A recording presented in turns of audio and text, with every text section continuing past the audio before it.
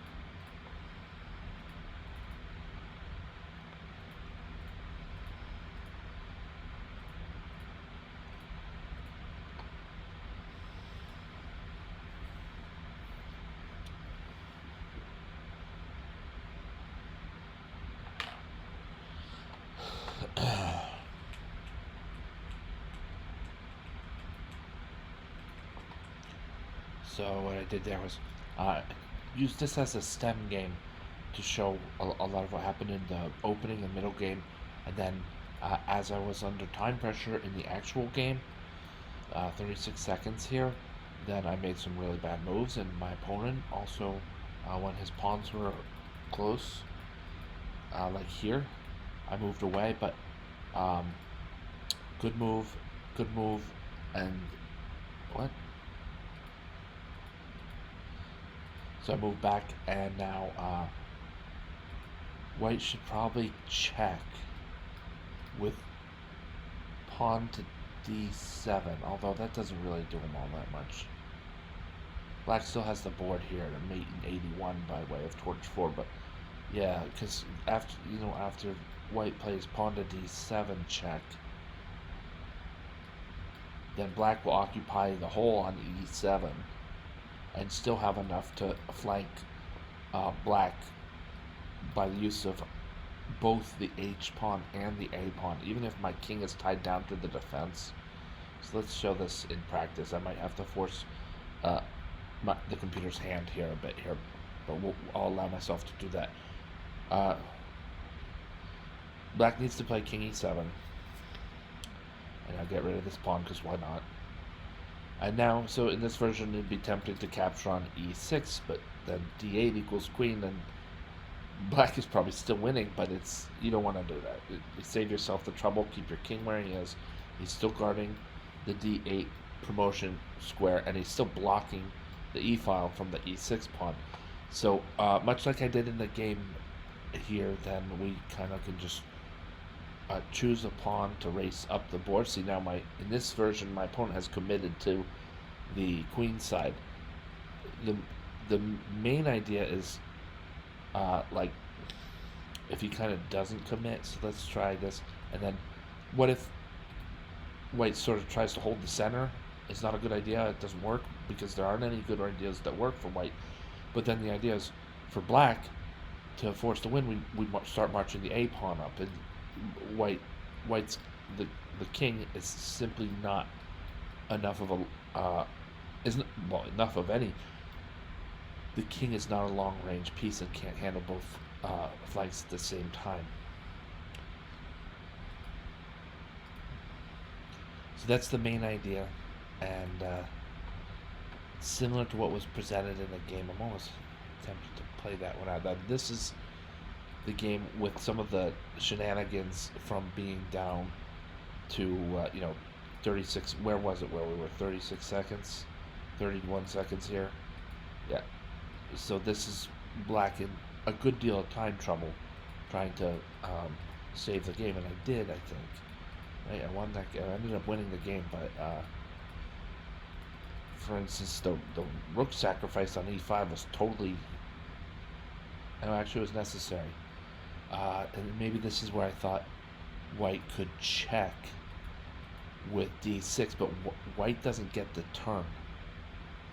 And this is why I saw during the game we have to check white's king out of its position so then we can occupy the hole, which in this version is on d7, stopping the promotion, blocking the other pawn. Alright, so this is it's actually a darn good.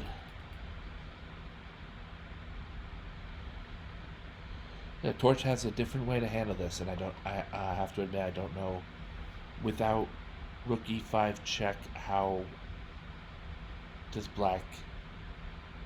Maybe black doesn't win even with rook e5 check. Rook e5 check, king takes e5, king f7. No, because I have the computers on this one. Yeah, rook. Let's do this in practice. I'll show you. Black is gonna win here, not white. Rook e5 check.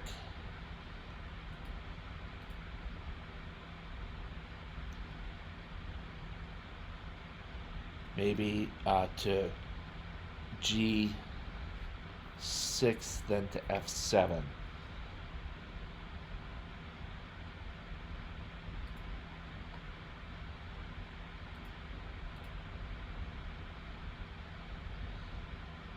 I kind of gave them a different route, but because eventually the checkmate threat reappears. Okay, so I didn't take the computers on that one. The world is still intact. Jupiter has not exploded when sunlight hits it.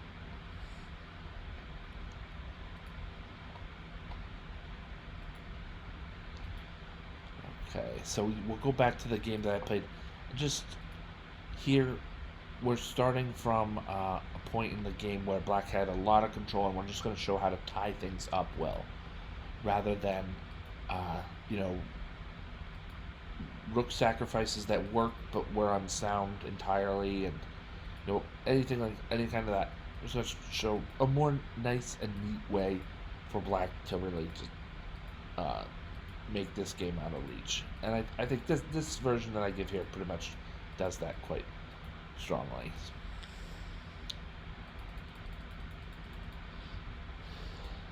All right, so that's the backdrop. Now let's go back. That's the finish. Let's go back to the beginning. We're gonna review this game probably in pretty good detail. It was a strong game, accuracy-wise. I thought I was fighting ideas rather than guesses, and I thought both my opponent, Andrew Hurst, and More Gravity, I thought we both played very well. So let's actually play this through, as it were, as a game, and then move into the what if that I prepared. So I've basically removed, I don't know if you can see here, but over where it says M23, these. Can people see there? Am I blocking that? No, I can just barely see that. Let's change this a bit. Okay. Where it says M16 here, and now 4.98. I removed that by going before that occurred, and so on. Let's watch this game. Okay. E-pawn opening. We're in the Italian game. Black plays a strong anti-fried liver system. Simply bishop to e7 is a passive move. Bishop to c5 is excellent. Bishop e7 is good enough. Is definitely good enough, but also a little more directly against the fried liver attack. Early castle for white. Pieces are being developed. This has been seen before for sure. I think we're now in literally maybe the defining position of the Giuoco pianissimo, or if it's not the Giuoco piano or the Giuoco pianissimo, then it's at least a system that has some of the same themes. White's playing c3 early to try to dominate the center with pawns. White's going to aim to occupy the center with pawns and control it from almost the center or nearby with pieces. And one way to do that is to support a d4 advance by playing c3 beforehand. d5 is deemed to be maybe premature here. Black has better options. Let's look up the, let's see what Torch 4 had for us. I thought d5 was an active way to fight for the center, but it looks like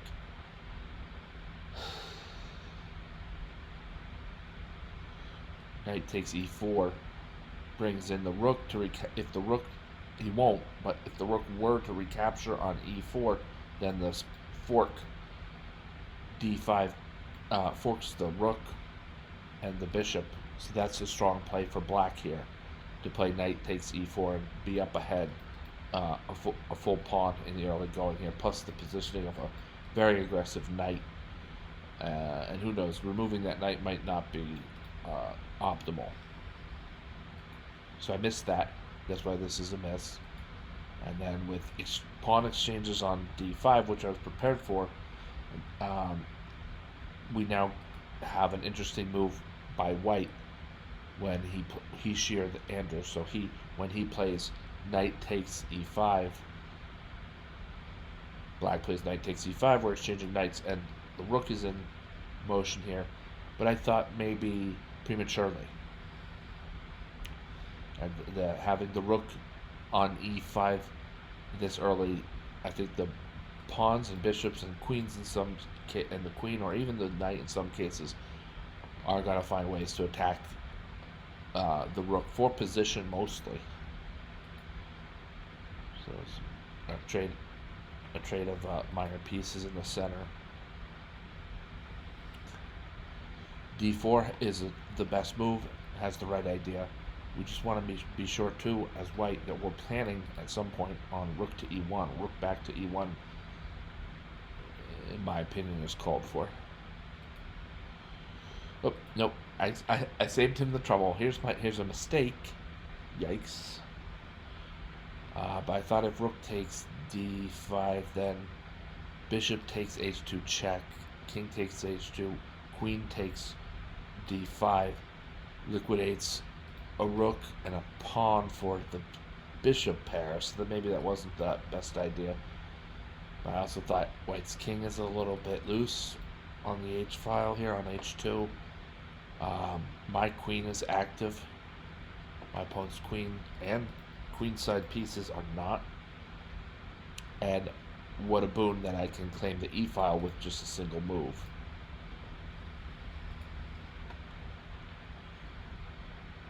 Rook to e2. Queen's threatening a mate in 2 here. Queen takes h2, king to f1, queen to h1 would be checkmate. So to block it and use the strength of this pawn shield in front of the king, my opponent plays g3, except now, yeah, I missed this move.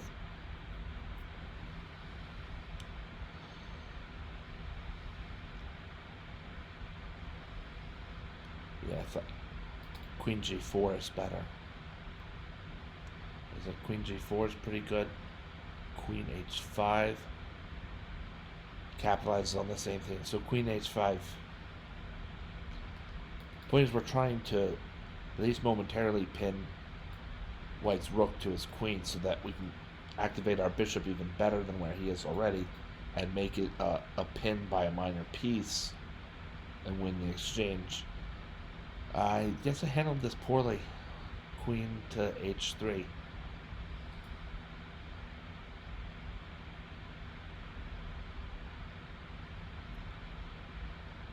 I get some of my lead continuing, as here after queen takes f1, or after queen to f1, queen takes f1 check, king takes f1, bishop c4 is an important move, is a winning move. My opponent wants to block the diagonal to keep me from pouring on with rook to e8. I mean, I can still play rook to e8, but he's blocking the diagonal safely. So, all right, but I capture on the e2 square, and I'm ahead. Pretty much, I'm up the exchange, but down a pawn.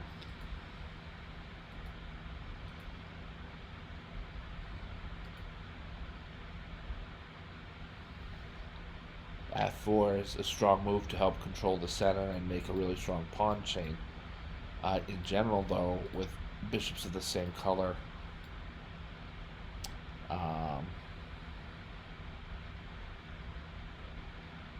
it's better for the side who puts pawns on the color square opposite of the bishops. Sorry, a little bit loud there.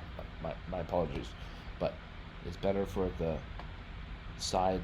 It's better for either side to claim the squares for his pawns opposite to the color square of the bishops. So, well, then the bishops can't get at it. You get at those pawns exactly. I don't want my opponent to get at my pawns. Plus, if I have pawns on the dark squares, then I'm hitting into the back of my own pawns. If I have them on light squares, it helps a lot with mobility. I'll have the more mobile bishop who will, in many cases, eventually either get behind the pawn chain and attack it from its base, or make a pawn for pawn trade at some places. Can't do it right now. Can't do it right now, but maybe h6, then g5, even then bishop to e7, and eventually this pawn's going to bite on the g5 square, or we'll just initiate and break up my opponent's pawn chain. Anyway, that's the idea. It takes some practice, but it's a very useful one. It's very useful. Same square bishops is a very common endgame theme, and yeah, my opponent is very poorly situated for a same square bishop endgame. I didn't emphasize that in the game. Frankly, I didn't notice it until just now. I might have played against that more strongly. Maybe. It's not quite time for it. Besides being in the back of your head, so maybe. Doubling rooks on the e file is fine. It's a good move as well. So I'm gonna try to get this trade in rooks. And white has some pressures to address. This rook is causing extreme havoc. There's nothing material right now. I'm not like winning a knight and 7 pawns in the next 2 moves or anything. But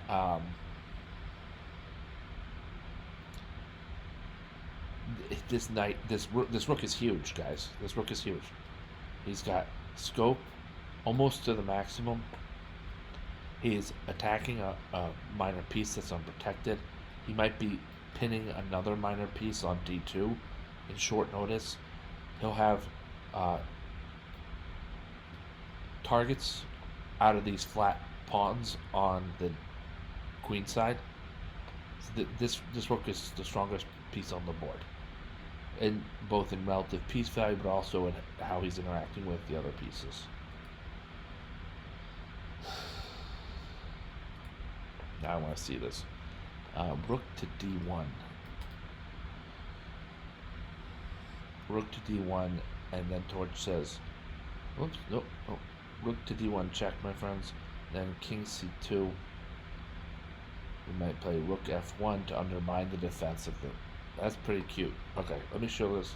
It's a cute tactic. The king will move, and then when I move over to f1, there's no way for white to both. White has no protection on the knight who's protecting the bishop, and I'm attacking both. We pick up the knight in this manner. Or do we?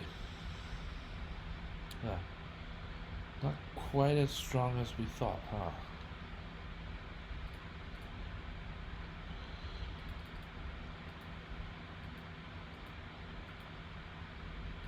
We got to here. king to d2, and then it was premature to capture that knight. Right? That was considered an inaccuracy.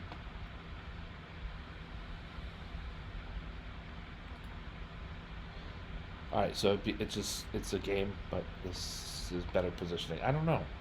This is the weird. Well, at least the in-game version of my own calculations is validated.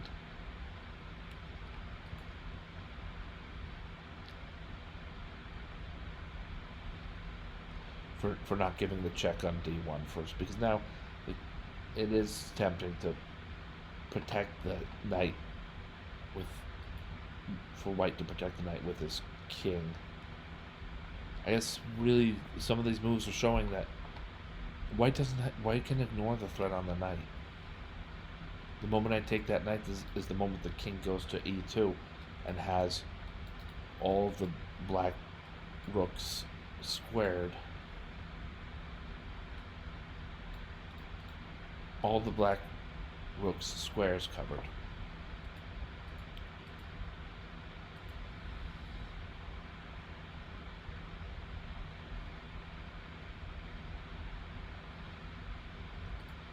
So make sure that rook to a1. Yeah, rook to a1, rook to b1, they're almost the same. Very similarly valued.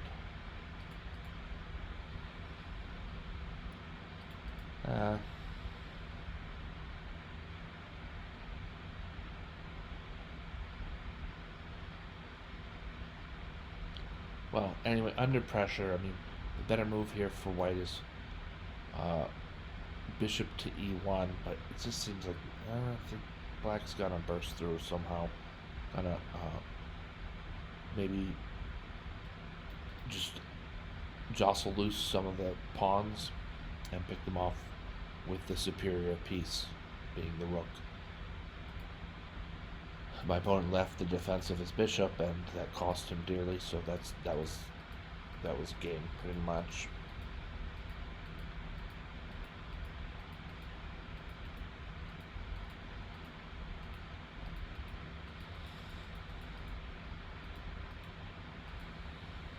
Okay, so this is it with sort of suboptimal play.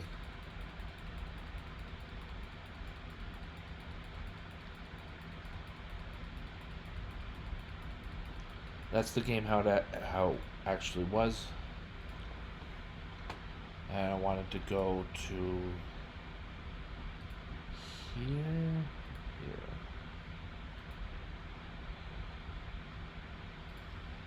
Same game with a stronger finish, better moves in the finish here. After the trade of the last minor pieces, see that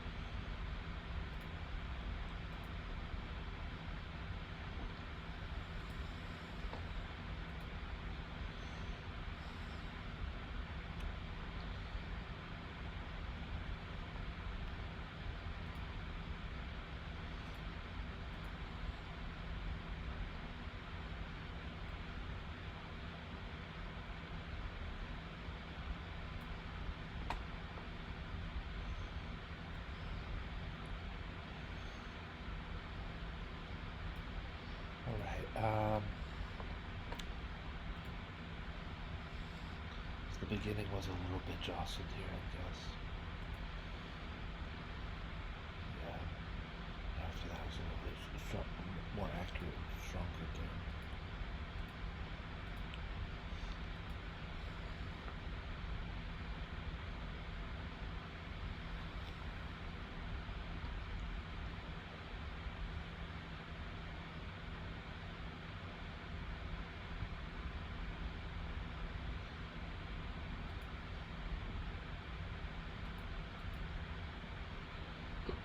So here with black to play. I thought castles was a far better move. Queen to e7. Of course I want to block with my queen. And now all of a sudden the fact that black has a stranglehold on white's kingside castle just isn't all that important. Because the queens are going to trade. The bishop's off the relevant diagonal. And in this position with white to move, I mean, he's got some developing to do to catch up to black. White's king safety is not there, but black's is. On the other hand, white has an extra pawn and a strong lead in space, having more space.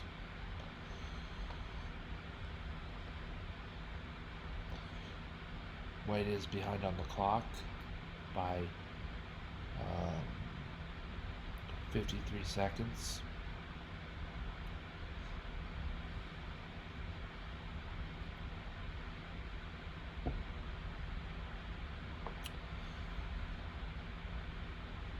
Mobility is maybe white's. I don't know if you could really call it. Yeah, white has more mobility. You know, this often goes with more space. White has a bit more mobility than black. Mobility, material, king safety, space,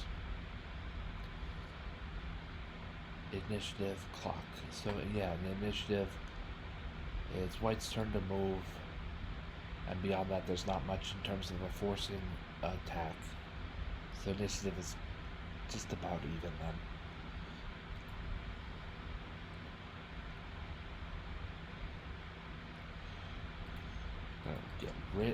I'm gonna get rid of this colossal knight on e4 as soon as possible. It's nice now I have my opponent's pawn on e4 is actually gonna, it could, I don't think it did in the game, but in some variations you can use an enemy pawn like this one at e4 to shield your king from attacks along the file, along the relevant file. Well, if we ended up using it like that, probably be more advantageous in the long run to win the pawn. Yeah, this would be tempting to play knight e4, but then the knight is pinned with a rook with a move like rook at c to e8. The knight's pinned, and you say, well, nothing can pile on, but also nothing can protect it. It'll be just all pretty for at least 1, 2, you know. So instead of that, I castled queenside, sort of patching a lot of different things together. A little bit more king safety, a little bit more in initiative by attacking the bishop on d4. Is white perhaps even gaining a pawn on e4, perhaps? Connected rooks could be a big deal, could be a boon for white. So my opponent played as I had expected, which was bishop takes c3, then after b takes c3. It's just, you know, white's ahead a pawn in a 2-rook endgame. The e4 pawn for black is more of a liability than an asset. It's an Isolani, and that kind of, when you're viewing Isolanis, you want to take into mind that they can be a liability or an asset. This one I think is a liability because of just the exigencies of the position. With a rook at e1, another one at d4, and then the king kind of trots his way over there, and you know, who knows, maybe f5 is played, and we can attack this e4 pawn from 3 angles rather than 2. Win the pawn. I wanted to block it first, so I played rook e3. I wanted to block the pawn first, so I played rook e3. And after rook to d8, I'm doubling on the weak pawn. I'm not giving away a pawn for free after all I've done to after all the work I've done to win this pawn on e4. And king to f6 was, I guess, good enough. I was calculating variations where black might play rook to d7. Rook to d7 here. But then if I double my pawns laterally rather than vertically, I think I end up having the better of it anyway. See if that's I want to see with practice first computer if that's a line that makes sense, right? It's here. We're here with I think black to move. So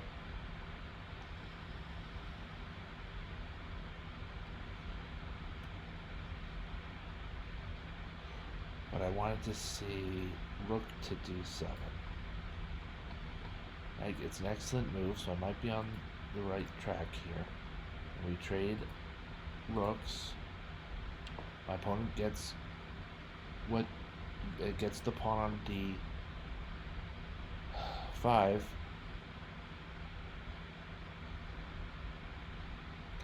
think I can organize my pawns better and win a tempo with c4.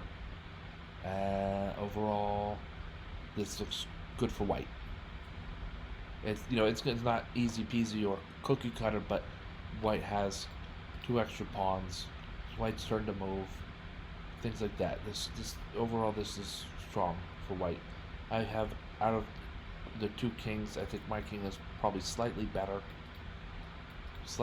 placed, and it's not bad. Okay, good to know that rook to d7 was still playable, but then capturing the pawn with my e3 rook, capturing the pawn by way of rook at e takes e4, lands white with a good chance to win in the endgame to follow.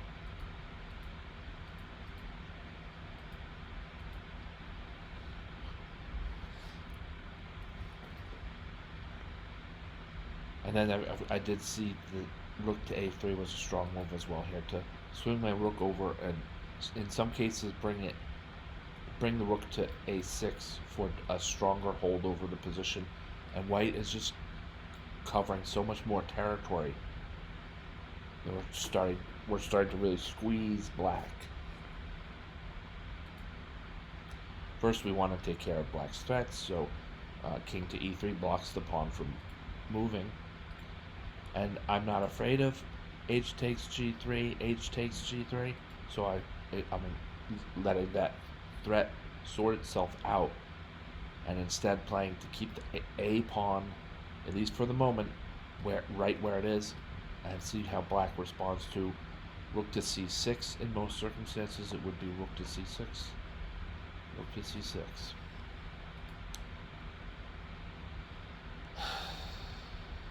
H takes g3. H takes g3. My opponent might have played better too. I thought king to g4 was strong here, but then again, the pawn on e4 is lost there anyway, so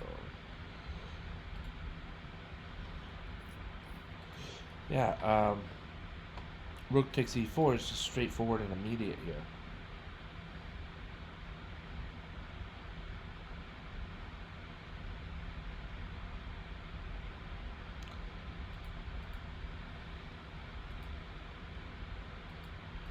But what I did worked out. Anyway, so that was great. That was a fun game. That was a great game. I thought my opponent and I both played well, and I had a lot of fun playing. All right.